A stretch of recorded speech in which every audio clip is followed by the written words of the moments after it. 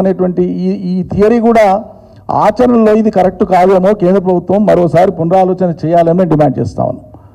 వ్యక్తులను నిర్మూలించడం ద్వారా మీరు ఒక సైద్ధాంతిక ప్రాతిపదికను లేదా ఒక తాత్విక చింతనను వాళ్ళు విశ్వసించేటువంటిది మీకు విశ్వాసం లేకపోవచ్చు, నాకు లేకపోవచ్చు, ఇక్కడ ఉన్న మీకు లేకపోవచ్చు, కానీ అదొక తాత్విక చింతన, అదొక తాత్విక జ్ఞానము, అదొక రాజకీయ విశ్వాసం అనేటువంటి నమ్మే ఇవాళ అనేక మంది అసూలు బాస్తున్నారు కదా.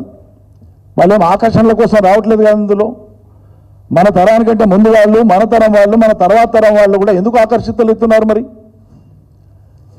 నిజంగానే వెలకట్టలేని త్యాగాలని తెలిసి కూడా, మరణమే ఉంటుంది అని తెలిసి కూడా మరి విద్యాధికులు, పిహెచ్డీలు చేసిన వాళ్ళు, ఉన్నత ఉద్యోగాలు వదిలిపెట్టిన వాళ్ళు, ఉన్నత చదువులు వదిలిపెట్టిన వాళ్ళు, ఎటువంటి వాళ్ళు? మెడికల్ లాంటి వాళ్ళు అన్ని తరాలలో కూడా మనం చూస్తే ఆ సిద్ధాంతంతో ఏకీభావం ఉండేవాళ్ళు ఉండొచ్చు, లేకుండే వాళ్ళు ఉండొచ్చు, అది వేరు విషయం. కానీ మెడికల్ లాంటి వాళ్ళంతా కూడా ఎందుకు ఆకర్షించబడుతున్నారు అనేటువంటిది కేంద్ర ప్రభుత్వం ఏనాడు కూడా ఎందుకు దృష్టి పెడతలేదు? ఎటువంటి జ్ఞాన సంపద మనం మనం మనం మనం చంపేసుకుంటున్నటువంటిది ఎటువంటి జ్ఞాన సంపద? ఇవాళ మీరు ఏం చేస్తే ఇంత జ్ఞాన సంపన్నులు వస్తారు సమాజంలో? దేశానికే కాదు ప్రపంచానికి కూడా తమ జ్ఞానం ద్వారా దిశానిర్దేశం చేయగలిగినటువంటి శక్తి సామర్థ్యం ఉన్న వాళ్ళని వాళ్ళ మనం చంపుకుంటున్నాం. ఇది ఎంతవరకు సబబు? ఇది నా ప్రశ్న కాదు, ఇవాళ సమాజం నుంచి వస్తున్నటువంటి ప్రశ్న, అన్ని రాష్ట్రాల నుంచి వస్తున్నటువంటి ప్రశ్న.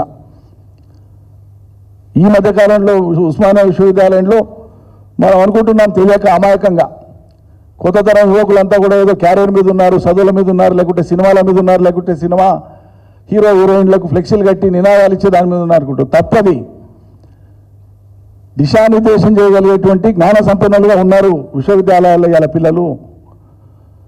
ఇవాళ వాళ్ళు సుమారు 22 భిన్నమైన విద్యార్థి సంఘాల వాళ్ళు, ఒక అధికార పార్టీకి సంబంధించిన విద్యార్థి సంఘం వదిలిపెడితే 22 భిన్నమైనటువంటి విద్యార్థి సంఘాల వాళ్ళు ఇవాళ ఏకగ్రీవంగా తీర్మానం చేసినారు కేంద్ర ప్రభుత్వానికి విజ్ఞప్తి చేస్తూ.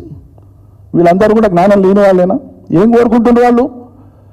ఈ దేశం మాదైతే, ఈ పాలకులు మా వాళ్ళైతే, ఈ భవిష్యత్తు మాదే అయితే మరి మా భవిష్యత్తులో మా ఆలోచనలు ఎందుకు మీరు పరిగణలోకి తీసుకోరని ప్రశ్నిస్తున్నారు. కేంద్ర ప్రభుత్వం పరిగణలోకి తీసుకోరా దాన్ని? ఈ దేశ పౌరుల యొక్క, ఈ దేశ సంఘాల యొక్క, ఈ దేశం యొక్క రాజకీయ పార్టీల యొక్క, ఇప్పటికే సిపిఐ కావచ్చు, భారత రాష్ట్ర సమితి కావచ్చు, ఇతర కొన్ని పార్టీలు కావచ్చు విజ్ఞప్తి చేసినాయి.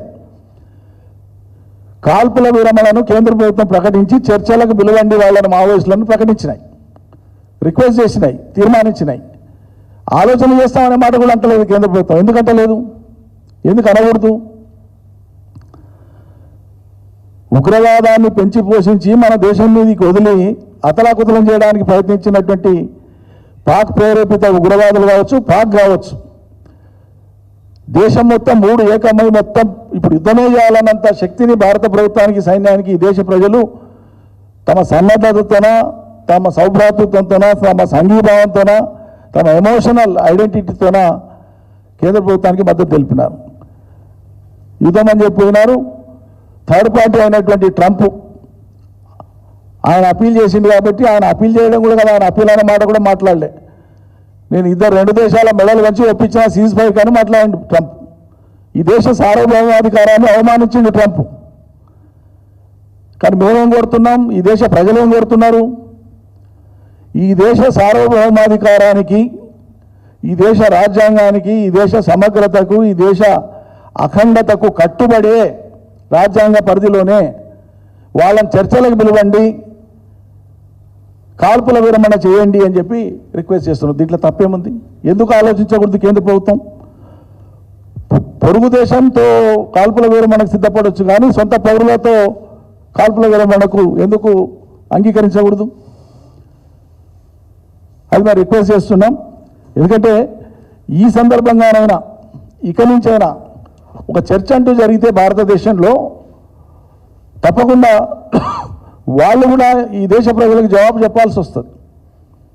వాళ్ళ వాదనలో ఉండేటువంటి పట్టుత్వం ఏందో కూడా ప్రజలు గ్రహిస్తారు.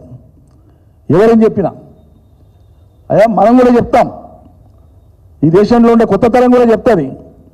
అయ్యా కాలాలు మారినాయి, శాస్త్ర విజ్ఞానం యొక్క పాత్ర పెరిగింది, సాంకేతికత పెరిగింది, రాచరికపు పాలనలో మాత్రమే విప్లవాలు విజయవంతమైనవి, సాయుధ విప్లవాలు.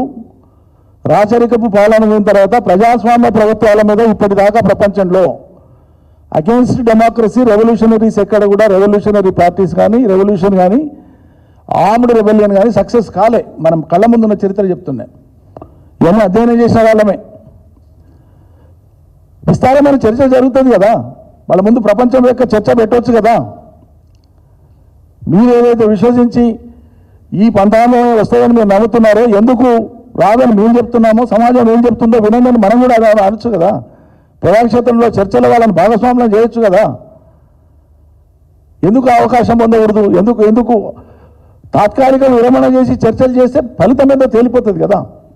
కేంద్ర ప్రభుత్వం ఎప్పుడు ప్రభుత్వం ఉంటుంది, ఎప్పుడు తన పాత్ర తాను పోషిస్తుంది, అనుకున్నప్పుడు తన పని తాను చేసుకపోవచ్చు.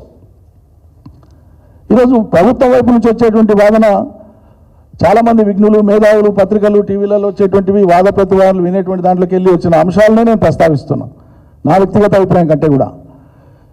ఏం చెప్తుంది కేంద్ర ప్రభుత్వం అంటే వీళ్ళ వల్ల అభివృద్ధి ఆగిపోయింది, వీళ్ళ వల్ల అభివృద్ధి ఆగిపోయింది అని చెప్తుంది. ఇది అసంబద్ధమైన వాదన అని నేను అంటున్నాను, నేను కాదు సమాజం అంటది.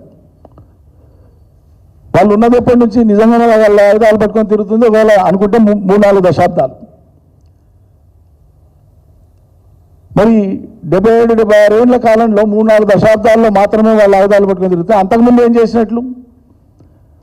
అది కాంగ్రెస్ ప్రభుత్వం కావచ్చు, బీజేపీ లీడ్ చేసే ప్రభుత్వం కావచ్చు. అంతకంటే ముందు సమస్యల పరిష్కారం చేయడానికి ఎవరైనా ఆటంకపరిచినారా?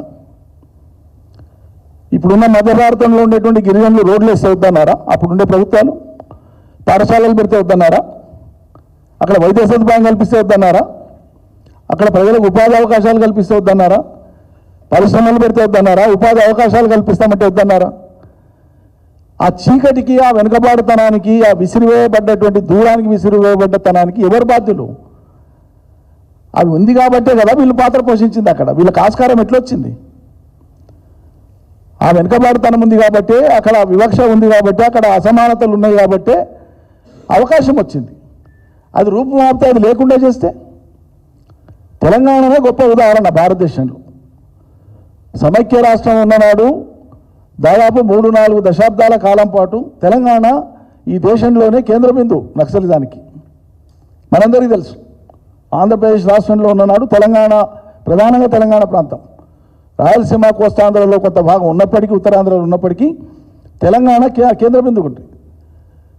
మేము విద్యార్థి దశలో ఉన్ననాడు అప్పట్లో గోడల మీద మేము కూడా రాసాం, జగిత్యాల, సిరిసిల్ల పోరాటాలు వర్తిల్లాలని, కళాశాలల్లో ఉన్నప్పుడు. అప్పుడు పోరాటాలు ఉండే కాబట్టి జగిత్యాల జైత్రయాత్ర అనేటువంటిది చాలా పెద్ద సభ అప్పట్లో ఉమ్మడి రాష్ట్రంలో. ప్రజలు తండోపతండాలకు వచ్చినారు. కానీ తదనంతర కాలంలో ఏం జరిగింది? తుపాకీకి తుపాకీ జవాబు చెప్పలే, రక్తానికి రక్తం జవాబు చెప్పలే. కానీ అదే రక్తపు వారినటువంటి ఆ ప్రాంతం కావచ్చు, తెలంగాణలోని ఇంకే ప్రాంతం కావచ్చు, కృష్ణా గోదావరి నీళ్లు పారడంతోనే రక్తపు మాయమైనాయి. ఇది మనం గమనించాలి. పచ్చని పంటలు పండిన తర్వాతనే, పేదరికం తగ్గిన తర్వాతనే, అసమానతలు తగ్గుతున్న తరుణంలోనే, ఉపాధి అవకాశాలు పెరిగిన చోటనే, ప్రజలకు చేతి నిండా పని వచ్చిన చోటనే ఇగో వాళ్ళకి పని లేకుండా పోయింది. ఇంకా జరగాల్సిన కార్యం ఉంది ప్రభుత్వాల పరంగా, ఇంకా చాలా జరగాలి. కానీ మునుపటికి ఇప్పటికీ చూసుకుంటే తప్పకుండా ఎక్కడైతే సంక్షేమం అమలైందో, ఎక్కడైతే అభివృద్ధి అమలైందో, ఎక్కడైతే ప్రజల చేతికి పని వచ్చిందో, ఎక్కడైతే పంటలు పండించుకొని ప్రజలు ప్రతి ఒక్కరూ ఏదో ఒక పని చేసుకొని బతికేటువంటి స్థితి వచ్చిందో తప్పు.